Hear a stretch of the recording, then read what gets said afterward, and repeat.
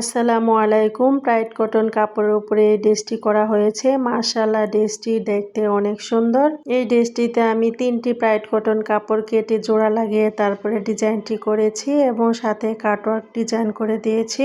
এটা হচ্ছে জামার সামনের পার্ট। জামার গলাতে এভাবে ডিজাইন করা আছে আর নিচে এভাবে প্যানেল করা আছে এবং ডলার বসানো আছে। মাশাআল্লাহ, ড্রেসটি অনেক সুন্দর। এটা হচ্ছে একটি টু পিস। এই টু পিসটা আমি ক্রিম কালার কাপড়ের উপর লাল কাপড় কেটে এবং কলা পাতা কালার কাপড় কেটে ডিজাইন করে নিয়েছি।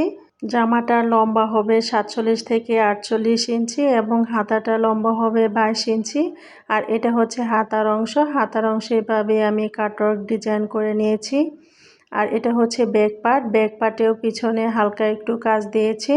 এখন আমি এই ড্রেসটার ওড়নাটা দেখিয়ে দিচ্ছি। ওড়নাটার লম্বা হবে 5 হাত এবং চওড়া হবে 40 ইঞ্চি।